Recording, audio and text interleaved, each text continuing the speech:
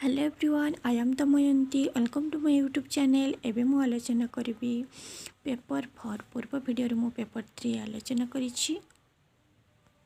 Unit 1 question number 1 आधुनिक साहित्यर पृष्ठभूमि विषय आलोचना कर। आधुनिक मानवर जीवन यात्रा जेपरी जटिल, आधुनिक साहित्यर प्रथम भंगी सेहीपरि बहु वैचित्र्यपूर्ण। प्राक स्वाधीनता कालीन कवि माने जेपरी सेमानंकर काव्य स्वर परिवर्तन करिसेंती, आगंतुक कवि माने सेहीपरि जुग जंत्रणा स्वर को निज रीति रे प्रकाश करने को अधिकतर उद्यम करिसेंती। द्वितीयतः पृथ्वी महायुद्धर विषादग्रस्त परिणति और तज्जनित हताशा, नैराश्य, आतंक और सामाजिक संकट जे अधिक भाव ग्रास करिछि एथिरे संदेह नाही। 1945 रे द्वितीय पृथ्वी महायुद्ध समाप्ति लाभ କରିଥିଲେ ମଧ୍ୟ ଏହାର विषादग्रस्त ଏହା विषग्रास दीर्घ समय पाई एक ऐतिहासिक घटना। एहार उन्नादना भारतीय चिंता मानस युद्ध परवर्ती समयर दंशन को क्रमे भूली जावाको चेष्टा करुथिला बेले जड़े आततायी उग्र धर्मांध युवक हाटरे महामानव महात्मा गांधींकर 1948 भारतीय भावाभासर दिगबलय जो सभायित छल कलाछाई सृष्टि करिछि ताहा समसामयिक ओडिया कवितार स्वर को अनुस्पंदित करने स्वाभाविक, किंतु परवर्ती काव्य चेतना को अधिक भावरे स्वाधीनतार स्वप्न भंगजनित हताशा और अवशेष ग्रास करिबार लक्ष्य करा जाई पारे बा करा जाए। स्वाधीनता परवर्ती कवितार काव्यधारा अनुसरण करागले जे कविताटी मुख्य प्रवृत्ति लक्ष्य करा जाइछि ताहा उल्लेख करिबा प्रासंगिक हेब नाही। सेगुड़िक हैला करे युद्ध परवर्ती समाज अर्थनीतिक प्रतिक्रिया, घरे स्वाधीनतार स्वप्न भंग, करे अतीत और परंपरार प्रति अविश्वास, घरे जीवन प्रति रोमांटिक वास्तववादी दृष्टिभंगी। क युद्ध परवर्ती समाज अर्थनैतिक प्रतिक्रिया। युद्ध परवर्ती समाजर अर्थनैतिक प्रतिक्रिया संपूर्ण दुर्बल थिला। से समय रे युद्ध जनित क्षयक्षतिर प्रभाव लोकमानंक उपरे पड़िथिला। युद्धरे बहु धन जीवन नष्ट हेउथिला। लोकमानंकर अर्थनैतिक प्रभाव स्वच्छल नथिला। लोकमानंक मनरे हताशा और अवशेष देखा देइथिला। एही समयर काव्य चेतना सामाजिक समस्या, अर्थनैतिक वैषम्य जनित श्रेणी संघर्ष देखा देइथिला। स्वाधीनतार स्वप्न भंग, युद्ध द्वारा पृथ्वी विभिन्न रूप धारण करिथिला।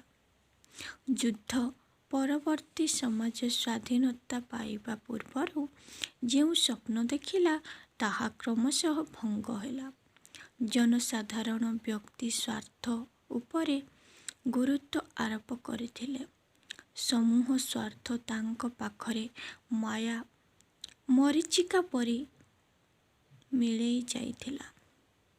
मनुष्यर रुचि रीति स्वप्न भंग, चाहाणी चलणी संपूर्ण रूपे भंग होई स्वार्थपरता मनोवृत्ति नहीं निजे किपरि निजर उन्नति करिवो से स्वप्नरे समस्ते भासी जाइथिले। ग अतीत और परंपरा प्रति अविश्वास। स्वाधीनता परवर्ती पर्याय रे कवितारे मोड़ भिन्न रूप धारण करिथिला।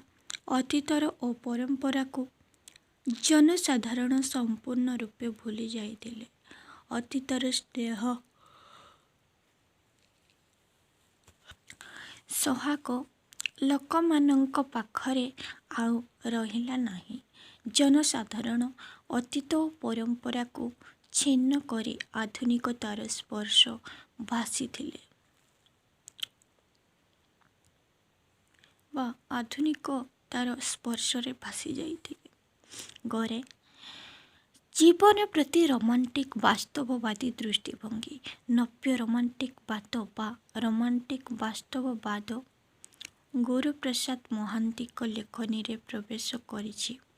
ଯୁଦ୍ଧୋତ୍ତର ପୃଥିବୀରେ ମଣିଷ ଜୀବନ ପ୍ରତି ଅନାସକ୍ତ ଭାବ ହା ହୁତାଶକୁ ଓ ସାମାଜିକ ଅଂଶଲଗ୍ନକୁ ଗ୍ରହଣ କରି କବି ଗୁରୁପ୍ରସାଦ ମହାନ୍ତି ୟୁରୋପୀୟ କାବ୍ୟାଦର୍ଶ ଓ ଇଲିୟଟୀୟ କାବ୍ୟ ମାନସରେ ସମନ୍ୱୟରେ ସଚେତନ ରହି କାବ୍ୟ ରଚନା କରିଛନ୍ତି।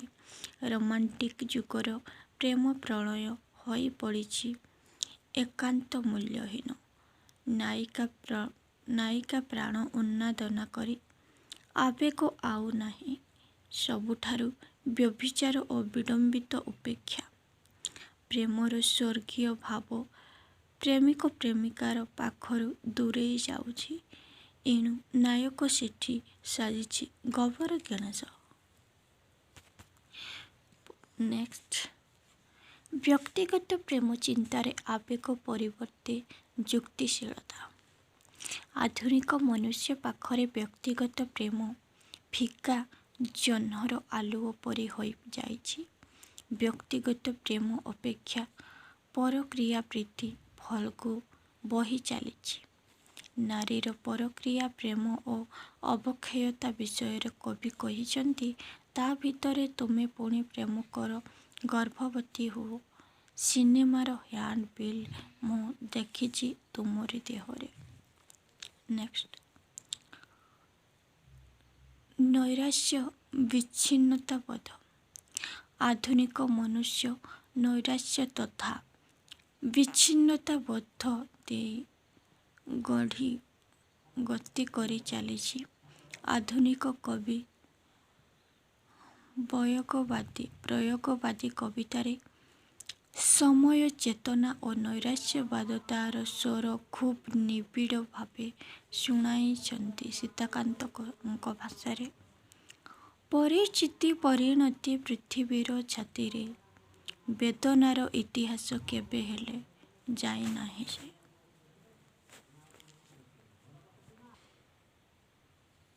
କ୍ୱେଶ୍ଚନ ନମ୍ବର 2, ଆଧୁନିକ କବିତାରେ ଚିତ୍ରକଳ୍ପର ପ୍ରୟୋଗ ବିଶ୍ଳେଷଣ କର। ମୁଁ କେବଳ ଇମ୍ପୋର୍ଟାଣ୍ଟ କ୍ୱେଶ୍ଚନ ଗୁଡ଼ିକ ଆଲୋଚନା କରିବି। ଏଗୁଡ଼ିକ ମୁଁ କେବଳ ଭିଡ଼ିଓ ମାଧ୍ୟମରେ ଦେଖାଇଦେବି,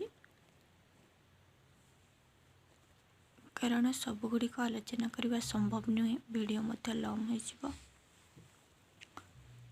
ନେକ୍ସଟ, କବିତାର ସଂଜ୍ଞା ଓ ସ୍ୱରୂପ ଆଲୋଚନା କର। ବେଦରେ ବର୍ଣ୍ଣିତ ହୋଇଛି ଈଶ୍ୱର ହେଉଛନ୍ତି କବି। ତାଙ୍କର ସୃଷ୍ଟି ହେଉଛି କବିତା। କବିତା କେତେବେଳେ ଶବ୍ଦରେ ଶବ୍ଦାୟିତ, ପୁଣି କେତେବେଳେ ଶବ୍ଦହୀନରେ ନିଃଶବ୍ଦ। ସଙ୍ଗୀତ, ଚିତ୍ର, ଶିଳ୍ପ, ଭାସ୍କର୍ଯ୍ୟ ଭଳି କବିତା ହେଉଛି ଏକ ଚାରୁକଳା, ସୂକ୍ଷ୍ମ ଶିଳ୍ପକର୍ମ। କବି ନିଜ ଇନ୍ଦ୍ରିୟ ଚେତନା ସାହାଯ୍ୟରେ ବହିର୍ବିଶ୍ୱକୁ ନିଜର ଅନ୍ତରର ମଧ୍ୟରେ ଗ୍ରହଣ କରି ନିଜ କଳ୍ପନା ସ୍ୱପ୍ନ ମଧ୍ୟରେ ତାର ନୂତନ ଭାବମୂର୍ତ୍ତି ନିର୍ମାଣ କରେ, ସେତେବେଳେ ତାହା ହୁଏ କବିତା। କବିତାର ସଂଜ୍ଞା। କବିତାକୁ ଏକ ନିର୍ଦ୍ଦିଷ୍ଟ ସଂଜ୍ଞା ଭିତରେ ବାନ୍ଧି ରଖିବା ଅସମ୍ଭବ ମନେ ହେଲେ ମଧ୍ୟ ଦୁରୂହ। କବିତାର ବିଭିନ୍ନ ରୂପ ଭିତରୁ ଯିଏ ଯେଉଁ ରୂପରେ ପରିଚୟ ଦେଇପାରିଛନ୍ତି। ଅନେକ ମତ ଦେଇଛନ୍ତି କବିତାର ସଂଜ୍ଞାକୁ। ଦେଖିଦିଅନ୍ତୁ।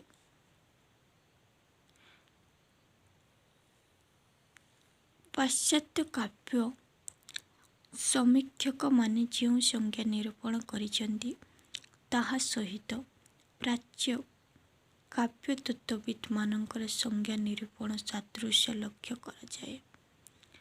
କାବ୍ୟର ସଂଜ୍ଞା ନିରୂପଣ ସମୟରେ ସଂସ୍କୃତ ଅଳଙ୍କାରର ଶାସ୍ତ୍ରବିତ୍ କାବ୍ୟୋତ୍ତର ବିଶାରଦମାନେ କବିତା ବୋଲି ଏପରି ଏକ ନିର୍ଦ୍ଦେଶିତ ବା ନିର୍ଦ୍ଦେଶିତ ଶବ୍ଦ ବ୍ୟବହାର କରିଛନ୍ତି। ଅର୍ଥାତ୍ କାବ୍ୟର ଏକ ଦେଶକୁ ଅନୁସରଣ କରି ଯେଉଁ ସାହିତ୍ୟିକ ରଚନାଟି ପ୍ରକାଶ କରାଯାଏ ତାହାର ନାମ ଖଣ୍ଡକାବ୍ୟ ବା କବିତା। ଅର୍ଥାତ୍ କାବ୍ୟରେ ବହୁ ବିଷୟରେ ସଂଯୋଗ ଘଟିଥାଏ। ସେଥିରେ ବହୁ ଘଟଣା, ବହୁ ଚରିତ୍ର, ବହୁ ବର୍ଣ୍ଣନା ଅଭିଜ୍ଞତାର ଚିତ୍ର ଉପସ୍ଥାପିତ କରାଯାଇଥାଏ। ମାତ୍ର କବିତାରେ ଏ ସମସ୍ତ ବିଷୟ ଉପସ୍ଥାପନ କରାଯାଏ ନାହିଁ। କବିତାର ସ୍ୱରୂପ। କବିତାର ବାହ୍ୟ ରୂପ ଓ ଅନ୍ତରୂପକୁ ନେଇ କବିତାର ସ୍ୱରୂପ ଗଠିତ। କବି କବିତାଟି ରଚନା କରିବା ପାଇଁ ମନରେ ଏକ ଭାବକୁ ଉତ୍ପନ୍ନ ଓ ସମୃଦ୍ଧି କରିଥାନ୍ତି। ଏହା କବିତାର ଅନ୍ତରୂପ ବା ଆତ୍ମା। ଏହି ଭାବକୁ କବି ପ୍ରକାଶ କରିବାକୁ ଇଚ୍ଛା କରି ତାକୁ ବାହ୍ୟ ରୂପ ଦିଅନ୍ତି। ଅର୍ଥାତ୍ କବିଙ୍କର ମନ ଭିତରେ ସେହି ଭାବଟିକୁ ଶବ୍ଦ ଭିତରେ, ବାକ୍ୟ ଗଠନ ଶୈଳୀରେ, ଛନ୍ଦବଦ୍ଧ ପ୍ରଣାଳୀରେ ସଜ୍ଜିତ କରିବା ପାଇଁ କୌଶଳ ଅବଲମ୍ବନ କରନ୍ତି।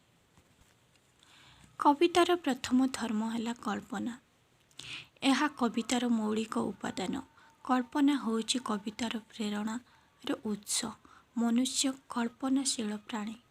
ଯେକୌଣସି ବିଷୟକୁ ଦେଖିଲେ ସେ କିଛି ନା କିଛି ଭାବିଥାଏ, କଳ୍ପନା କରିଥାଏ। ଏହି କଳ୍ପନାକୁ ମନୁଷ୍ୟ ବିଭିନ୍ନ ଉପାୟରେ ରୂପ ଦେବା ପାଇଁ ଇଚ୍ଛା କରେ। କବିତାର ଅଙ୍ଗ ଗଠନ ପ୍ରଧାନ ଉପକରଣ ହେଲା ଶବ୍ଦ। କବିତାର ଅଙ୍ଗ ଗଠନ ପାଇଁ ଯେଉଁ ଶବ୍ଦଗୁଡ଼ିକ ବ୍ୟବହାର କରାଯାଏ ତାହା ନିର୍ବାଚନ କୌଶଳ କଷ୍ଟସାଧ୍ୟ। ସବୁ ଶବ୍ଦ କବିତା ପାଇଁ ଉପଯୋଗୀ ନୁହେଁ। ଯେଉଁ ଶବ୍ଦଗୁଡ଼ିକ କବିଙ୍କର କଳ୍ପନା ଓ ଭାବନାକୁ ବହନ କରିବ, କଳ୍ପନାକୁ ଠିକ୍ ରୂପ ପ୍ରଦାନ କରିବ, ସେ ଶବ୍ଦଗୁଡ଼ିକ କବିତା ପାଇଁ ଉପଯୁକ୍ତ। କବିତାର ଅଙ୍ଗ ଗଠନ ପାଇଁ ଛନ୍ଦ, ଭାଷା, ଉଦ୍ଦେଶ୍ୟ ମଧ୍ୟ ଆବଶ୍ୟକ। ତେବେ କେତେକ କବି କବିତାର ଅଙ୍ଗ ଉପରେ ଗୁରୁତ୍ୱ ଆରୋପ କରିବା ବେଳେ ଅନ୍ୟ କେତେକ କବିତାର ଆତ୍ମା ଉପରେ ଅଧିକ ପ୍ରାଧାନ୍ୟ ଦିଅନ୍ତି। ନେକ୍ସଟ, ଆଧୁନିକ କବିତାରେ ମିଥ୍ କିପରି ପ୍ରୟୋଗ ହୋଇଛି ଆଲୋଚନା କର। ଏଇଟା ମୁଁ ଭିଡ଼ିଓ ମାଧ୍ୟମରେ ଦେଖେଇବି।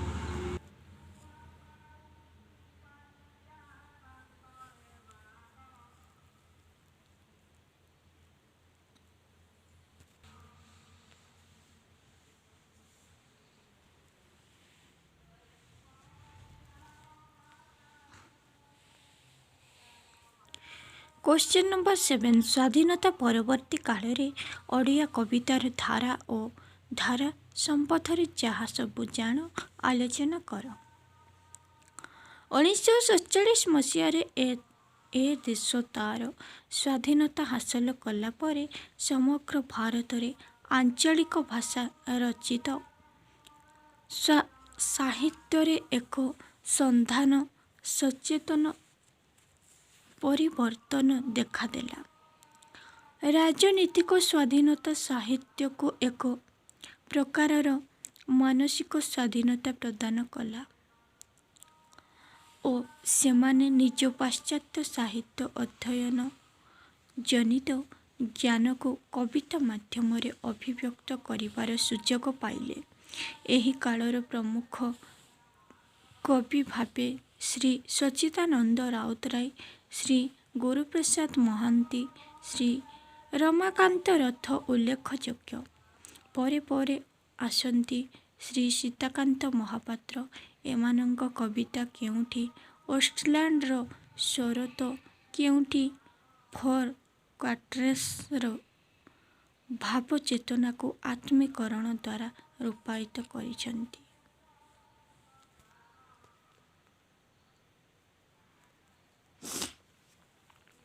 ପଏଣ୍ଟ 1 ପରମ୍ପରା ଐତିହ୍ୟର ପୁନଃ ଉଜ୍ଜୀବନ।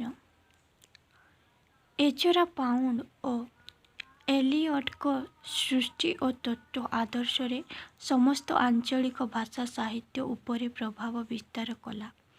1975 ବେଳକୁ ଏହି ଭାବାଦର୍ଶ କ୍ରମଶଃ ହ୍ରାସ ପାଇ ଭାରତୀୟତା ତଥା ଓଡ଼ିଆ ତୋର କ୍ରମବର୍ଦ୍ଧିଷ୍ଣୁ ସ୍ୱର ଓ ସ୍ୱରୂପକୁ ଚିହ୍ନିତ ହୋଇଗଲା।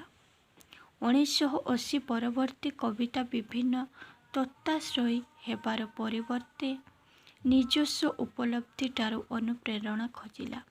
କବିତାରେ ଅସ୍ତିତ୍ୱବାଦ, ବାସ୍ତବବାଦ, ଅତି ବାସ୍ତବବାଦ ଆଦି ରହିବା ଅନିବାର୍ଯ୍ୟ। ପାରମ୍ପରିକତାକୁ ରକ୍ଷା କରିବାକୁ ଯାଇ ଅତୀତର ପୁରୁଣା ସାହିତ୍ୟ, ଇତିହାସ ଓ ଲୋକ ସଂସ୍କୃତିକୁ କବିତାରେ ସ୍ୱୀକାର କରାଗଲା। ଜୀବନ ସଙ୍କଟକୁ ରୂପାୟିତ କରିବା ପାଇଁ କବି ଯେଉଁଠି ଯଶୋଦା, ପରୀକ୍ଷିତ, ଦେବକୀ, ଲକ୍ଷ୍ମଣ, ଉର୍ମିଳା, କେଉଁଠି ଶ୍ରୀରାଧା ତଥା ଅନ୍ୟ କେଉଁଠି ଶବରୀ, ଯଯାତି, ଦୁର୍ଯ୍ୟୋଧନ ଓ ପୂତନା ଆଦି ଚରିତ୍ର ଭିତରେ ରୂପକଳ୍ପଟିଏ ଖୋଜି ବସିଥିଲା।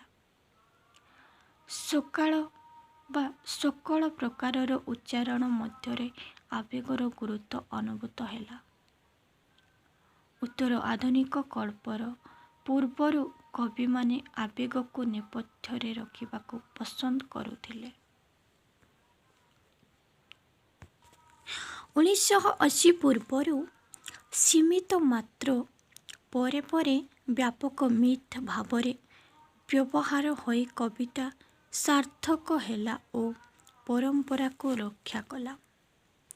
ଅତ୍ୟନ୍ତ କ୍ରିୟାଶୀଳ ଗୁରୁତ୍ୱପୂର୍ଣ୍ଣ ସାଂସ୍କୃତିକ ଶକ୍ତିରେ ମିଥ୍ ଚେତନା ଚିରକାଳ ଅଲୌକିକ ଭାବର ପ୍ରଖ୍ୟାପନରେ ସାହାଯ୍ୟ କଲା। ମିଥ୍ ମାଧ୍ୟମରେ ମଣିଷର ଦ୍ୱନ୍ଦ୍ୱ, ଯନ୍ତ୍ରଣା ତଥା ଅଭିପ୍ସା ପ୍ରମୂର୍ତ୍ତ ହେବାରେ ଲାଗିଲା। ଏହି ପନ୍ଥା ପଥିକ ହେଲେ ସଚ୍ଚିଦା ରାୟ, ଗୁରୁପ୍ରସାଦ ମହାନ୍ତି, ରମାକାନ୍ତ ରଥ ଇତ୍ୟାଦି। ଏହି ଅଳଙ୍କାର ରୀତି ଯୁଦ୍ଧକର ପୃଥିବୀରେ ମହାଭାରତର ଯୁଦ୍ଧ ଶେଷ ପର୍ଯ୍ୟାୟରେ ମହାମାନି ଦୁର୍ଯ୍ୟୋଧନ ସ୍ପର୍ଦ୍ଧିତ ଆତ୍ମଜୀବନୀ ଶେଷ ସତ୍ୟକୁ ବୁଝିପାରିଛି। ଯଦି ସେ ପାରନ୍ତା ପଛେ କାହା ଆଖିର ଅଜସ୍ର ଲୁହ, ଯଦି ଆକାଶ ପରିକା ହୁଅନ୍ତା ତା'ର ହୃଦୟ। ପ୍ରକୃତରେ ଏହି ଅନ୍ଧ, ନିଷ୍ଠୁର, ଅତତାୟୀ ପ୍ରବୃତ୍ତିର ରୂପାନ୍ତରଣ ନ ହେଲେ ମଣିଷ ସମାଜର ନିସ୍ତାର ନାହିଁ। ନେକ୍ସଟ ପଏଣ୍ଟ, ମାନବୀୟ ସମ୍ପର୍କର ନବମୂଲ୍ୟାୟନ। 1980 ପୂର୍ବରୁ ପ୍ରେମ ପ୍ରୀତି ଯେଉଁ ତାଚ୍ଛଲ୍ୟ ଓ ଅବିଶ୍ୱାସ ପ୍ରତିଫଳିତ ହୋଇଥିଲା, ମୁଖ୍ୟତଃ ତାହା ଅସ୍ତିତ୍ୱବାଦୀ ଚେତନାରୁ ସଞ୍ଜାତ ହୋଇଥିଲା। ବର୍ତ୍ତମାନ ସେ ସ୍ଥାନରେ ବିହ୍ୱଳତା ଓ ଆତ୍ମାର ଯୁଗପତ୍ ପରିପ୍ରକାଶ ଘଟିଲା। ଏହା ଫଳରେ ବ୍ୟକ୍ତି ଜୀବନ ଓ ସମାଜ ଜୀବନରେ ଏକ ପ୍ରକାରର ଉଦ୍ଦୀପନା ଓ ଆଶାବାଦର ବିମୋଚନ ଘଟିଲା। ଅନେକ କୋଠରୀରେ କବି ରମାକାନ୍ତ ଲେଖିଥିବା କଟା ଏବଂ ଧୂଆ ମୂର୍ଖ ପରି ରହସ୍ୟମୟ ରୂପଚିତ୍ର ମଧ୍ୟ ମୋ ରକ୍ତ ଯାଇଛି ମିଶି ତୁମ ରକ୍ତରେ, ନିଶ୍ୱାସ କେଉଁଠି ଥିବ ତମର ସ୍ତରରେ, ମଝି ମଝି ସଂକୀର୍ଣ୍ଣ 1980 ପରବର୍ତ୍ତୀ ରଚନା କବି ଦୃଷ୍ଟିର ସମବେଦନା ଜଣାଏ। ପଏଣ୍ଟ 3, ପ୍ରକୃତି ଓ ପରିବେଶ ପ୍ରତି ନିବିଡ଼ ଆତ୍ମୀୟତା। ଏହି କାଳର କବିତାରେ ପରିବେଶ ପ୍ରତି ପ୍ରଚୁର ଆତ୍ମିକତା ସୃଷ୍ଟି କରିଥିଲା। ପଲ୍ଲୀ ଓ ପ୍ରକୃତି ପ୍ରାଣତା କବିତାରେ ସନ୍ନିବିଷ୍ଟ ହେଲା। ଦୁଃଖ ଅଭାବ ଅନ୍ଧାରରେ ବୁଡ଼ି ରହିଥିବା ସେହି ପଲ୍ଲୀ ତଥାପି କବିର ସ୍ମୃତି ପଟରେ ସ୍ନେହମୟ କୋଳ ମେଲାଇ ବସି ରହିଲା। ଶୈଶବର ଅନୁରାଗସିକ୍ତ ପରିବେଶ କବିମାନଙ୍କୁ ଆକୃଷ୍ଟ କରି ରହିଲା। କବି ସୀତାକାନ୍ତ ମହାପାତ୍ରଙ୍କ ଭାଷାରେ ନିଜର ଅଜାଣତରେ ମୁଁ ହୁଏତ ସେଠି ପହଞ୍ଚି ସାରିଥାଏ। ଦୁଃଖ ଗଡ଼ ଲମ୍ବେଇ ବସିଥାଏ ବର ଅହଳରେ। ନେକ୍ସଟ, ଆଶାବାଦର ଉଜ୍ଜ୍ୱଳ ସ୍ୱସ୍ତୟନ ଓ ବ୍ରହ୍ମାଣ୍ଡୀୟ ଉପଲବ୍ଧିର ବିସ୍ତାର। 1950 ପରବର୍ତ୍ତୀ କବିତାରେ ନାହିଁ ନାହିଁ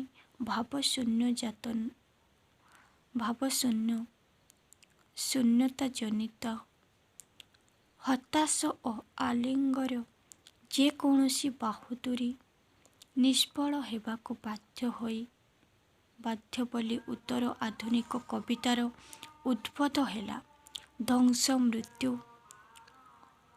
ଅଂଶହତି ପ୍ରବଳ ବୋଲି ଜୀବନକୁ ଅର୍ଥମୟ କରିବା ପାଇଁ ଲୋଡ଼ା ଯଥେଷ୍ଟ ଅଧିକ ସ୍ନେହ, ସମ୍ପତ୍ତି, ଆତ୍ମୀୟତା ଓ ଆତ୍ମତ୍ୟାଗ। ନେକ୍ସଟ, ବାମବାଦ ବା ନାରୀ ସ୍ଥିତିର ଉଦ୍ଘୋଷଣା। ଏହି କାଳର କବିତାରେ ବାମବାଦୀ ସ୍ୱର ତୀବ୍ର ହୋଇଛି। ନାରୀ ନିର୍ଯାତନା ଓ ଅମାନୁଷିକତା ବିରୁଦ୍ଧରେ କବି ଅନ୍ତରରେ ଝଡ଼ ସୃଷ୍ଟି କରିଛି। ପୁରୁଷ ପ୍ରାଧାନ୍ୟ ସମାଜରେ ବସ୍ତୁବାଦର ଉତ୍କଟ ନର୍ତ୍ତନ ଭିତରେ ନାରୀଟି ଯେ ବଧୂ ଓ ପତ୍ନୀ ଭାବରେ ନଗଣ୍ୟ ଓ ତାର ସ୍ଥିତି ପୂର୍ଣ୍ଣ ରୂପେ ପରିଗଣିତ ହୁଏ ଅବିସମ୍ଭାବିତ ସତ୍ୟ। ନେକ୍ସଟ, ନୂତନ ଆଙ୍ଗିକ। କ୍ୱେଶ୍ଚନ ନମ୍ବର 8, ସ୍ୱାଧୀନତା ପରବର୍ତ୍ତୀ ଓଡ଼ିଆ ଗୀତି କବିତାର ଉଦ୍ଭବ ବିକାଶ ସମ୍ବନ୍ଧରେ ଆଲୋଚନା କର। ଏଇଟା ବହୁତ ଇମ୍ପୋର୍ଟାଣ୍ଟ କ୍ୱେଶ୍ଚନ। ଓଡ଼ିଆ ଗୀତି ଶବ୍ଦଟି ଗ୍ରୀକ୍ ଲିରିକ୍ର ସମାଜ ଜାତୀୟତାର ରଚନା। ଗୀତି ବା ଗୀତି ଶବ୍ଦକୁ ଭିତ୍ତି କରି ଆଧୁନିକ ସାହିତ୍ୟରେ ଗୀତି କାବ୍ୟ ଶବ୍ଦଟି ନିଷ୍ପନ୍ନ ହୋଇଛି। ଏହାର ରୂପ ଓ ଚରିତ୍ରରେ ବର୍ଣ୍ଣନାତ୍ମକ ଓ ନାଟକୀୟ କବିତାରୁ ବିଭିନ୍ନ ପ୍ରକାରର ଛନ୍ଦବଦ୍ଧ ରଚନା, କବିର ଅନ୍ତର୍ଜୀବନ, ଆଶା ଉଲ୍ଲାସ, ଦୁଃଖ ପ୍ରଳାପାଦିର ଶୁଦ୍ଧ କଳାତ୍ମକ ଆବିଷ୍କ୍ରିୟା ହେଉଛି ଗୀତି କବିତା। ସ୍ୱାଧୀନତା ପରବର୍ତ୍ତୀ କାଳରେ ଓଡ଼ିଆ ଗୀତି କବିମାନେ ନିଜକୁ କବି ଭାବରେ ପରିଚିତ କରାଇବାକୁ କୁଣ୍ଠିତ ପରି ମନେ ହୋଇଥାଏ। ଏହା କାନ ଓ ପଠନ ଦୃଷ୍ଟିରୁ ପାଠକ ହୃଦୟରେ ଗଭୀର ଆନନ୍ଦ ଦେଇଥାଏ। ରୋମାଣ୍ଟିକ କବି ରସରାଜା ନାରାୟଣ ପ୍ରସାଦ ସିଂହଙ୍କ ଭାଷାରେ କବି ପାଇଁ ଦୂର କରେ କାନ୍ତି ମନେ ଭରେ ଗଭୀର ପ୍ରଶାନ୍ତି।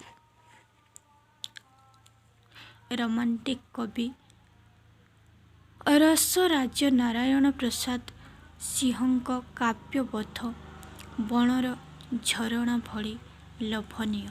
ତନୁ ମନର ପ୍ରୀତିପଦ, ଶୂନ୍ୟ ଜୀବନ ହାତକୁ ପ୍ରଶମନ, ନିର୍ଜନ ନିଷିଦ୍ଧିରେ ସ୍ୱପ୍ନ। ତାଙ୍କ ଭାଷାରେ କବିତା ଏକ ପ୍ରେମ ଭୀରୁ ଜୀବନକୁ ଭୟଭ୍ରାନ୍ତି ଶୂନ୍ୟ କରେ। ଜୀବନର କ୍ଳାନ୍ତି ଅବମୋଦନ କରି ମନରେ ପ୍ରଶାନ୍ତି ଭରେ କବିତା।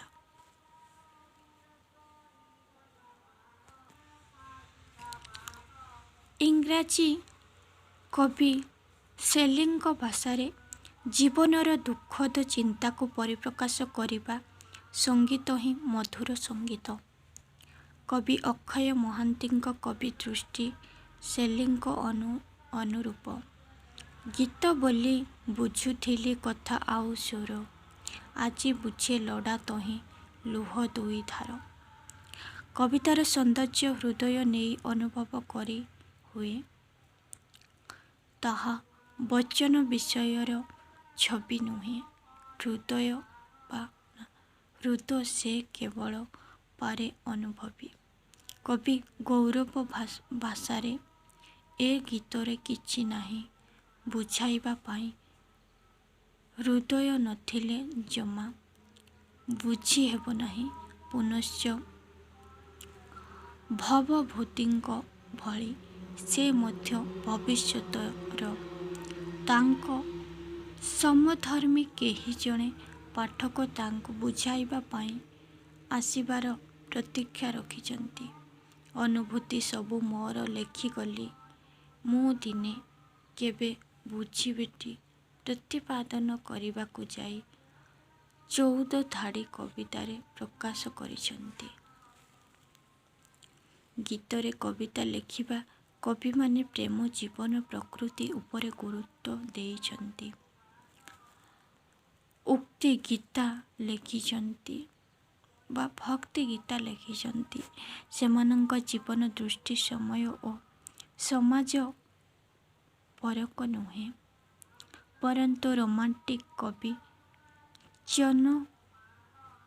ଜନଚିତା ରୋମାଣ୍ଟିକ କବିର ବା କବିଏ ରୁଟି ଚାହାନ୍ତି, ଅଥଚ ତାହା ଅଟାରେ ତିଆରି ହୋଇଥିବା ପୁଣି ଜୀବନର ନାଗ ଫେଣିରେ ପଡ଼ି ଅନବରତ କ୍ଷତାକ୍ତ ହେବାର କାଳ୍ପନିକ ଦୁର୍ଦ୍ଦଶା ଭୋଗନ୍ତି ସେମାନେ।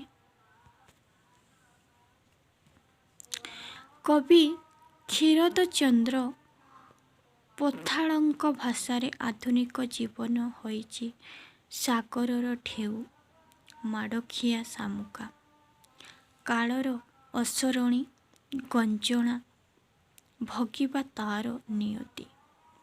ମନୋଜ ପଟ୍ଟନାୟକଙ୍କ କାବ୍ୟ ନାୟକର ଜୀବନବୋଧ ନେତିବାଚକ ଯେପରି। ଜଳୁଛି ମୁଁ ଖାଲି ଦୁଃଖ ନିଆଁରେ, ସୁଖ ତ କେମିତି ଜାଣେନା, ପଡ଼ି ଛାରଖାର ମୋ ମନ ଅପାର ଖୁସିର ଧାନଟେ ମିଳନା। ଶୀତଳ କୁହୁଡ଼ି ଭଳି ଅତୀତ ପ୍ରୀତିର ସ୍ମୃତି ଆସିଲେ କାବ୍ୟ ନାୟକର କାକର ହକଡ଼ା ସଜ ସକାଳର ଛାତି ତଳେ ଚିରି ହୋଇଯାଏ। ମନରେ ଜାଗେ ଅକାଳ ସନ୍ନ୍ୟାସ। ମାନସିକ ଦ୍ୱନ୍ଦ୍ୱର ଜଟିଳତାରେ ଜ୍ୱଳନର ଉପଲବ୍ଧି କାବ୍ୟ ସ୍ୱରକୁ ଦୋଷ କରେ। ନବବିଧାତାର ହାହାକାରରେ ଜୀବନ କରି ହୁଏ। ସ୍ମୃତିର ଲେଉଟଣି ଚାହାଣି ଉଷ୍ଣାନୁଭାବରେ କାବ୍ୟ ନାୟିକାକୁ ପୀଡ଼ିତ କରେ। ଯେପରି ସ୍ମୃତି ଫେରିଆସେ ଲେଉଟାଣି ଖରା ପରି। ଯେତିକି ଉତ୍ତାପ ତାହାଠାରୁ ବେଶୀ ଶୀତଳ ସାଥେ ଧରି ସ୍ମୃତିର ସାଉଁଟିକି। ଆଧୁନିକ କବିତାର ପୃଷ୍ଠଭୂମିରେ କବି ଦୀପକ ମିଶ୍ରଙ୍କ କବିତାରେ ଚିତ୍ରକଳ୍ପ ପ୍ରସ୍ଫୁଟିତ ହୋଇଛି ଆଲୋଚନା କର। ଏଇଟା ମୁଁ ଭିଡ଼ିଓ ମାଧ୍ୟମରେ ଦେଖାଇଦେବି।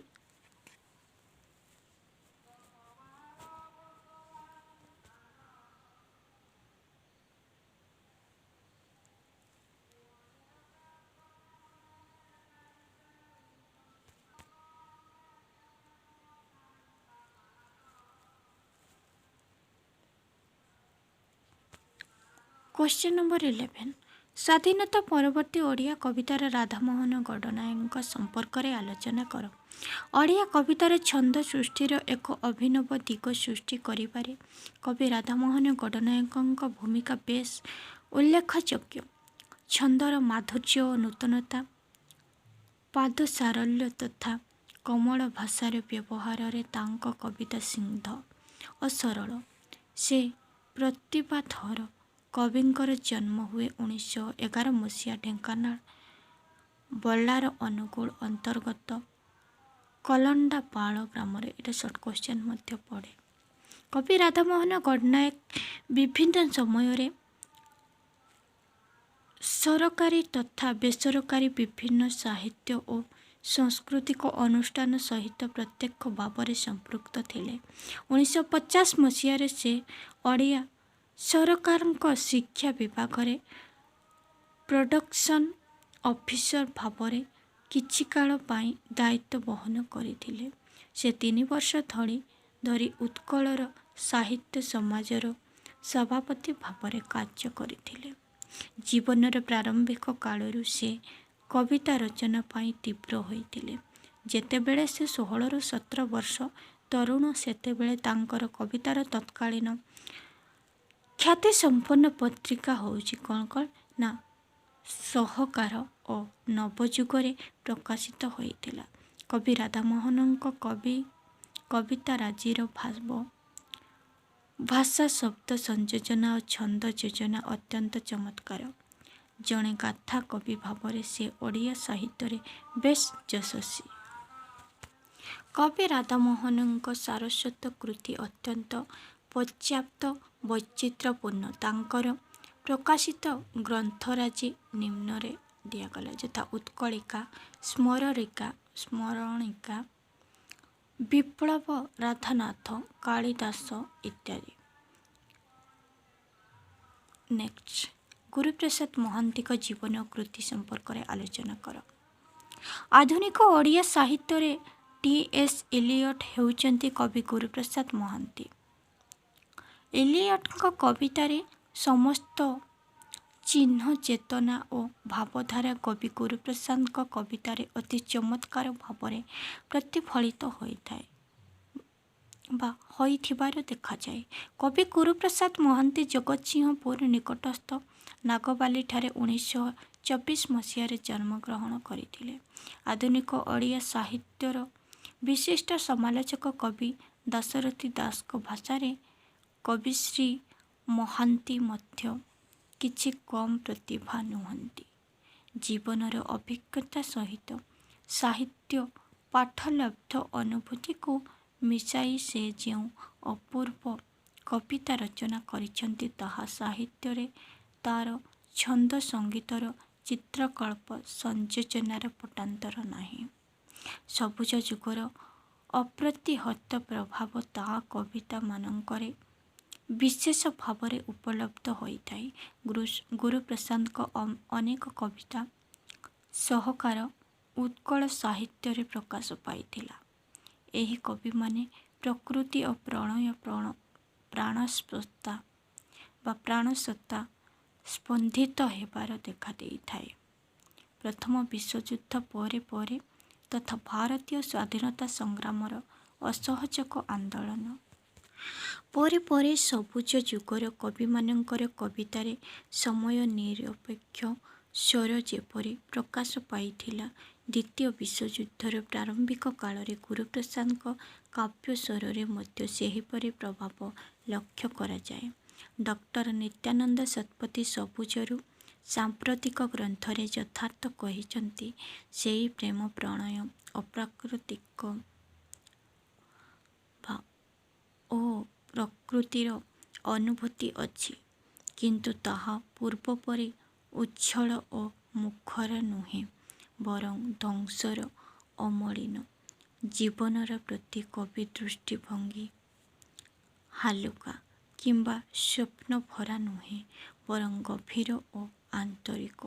ତେଣୁ ଜୀବନରେ ପ୍ରକୃତ ରୂପକୁ ଉପଲବ୍ଧ କରି ତା'ର କାବ୍ୟ ରୂପ ଦେବାରେ ନିଷ୍କପଟ ପ୍ରୟାସ ଓ ପର୍ଯ୍ୟାୟର କବିତାଗୁଡ଼ିକ ସ୍ୱାଭାବିକ ଭାବରେ ଏକ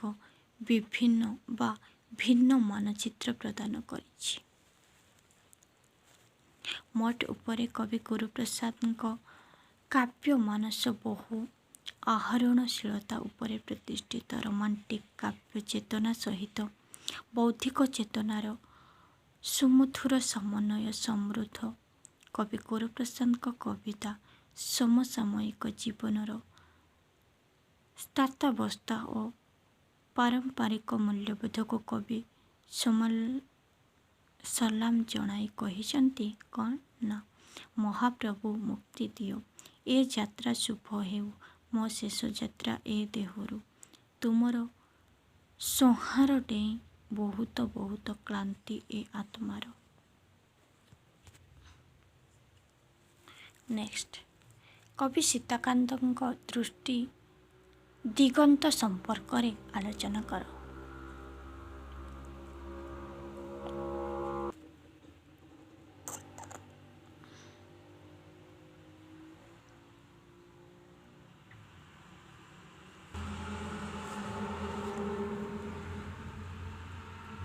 ଆଜିର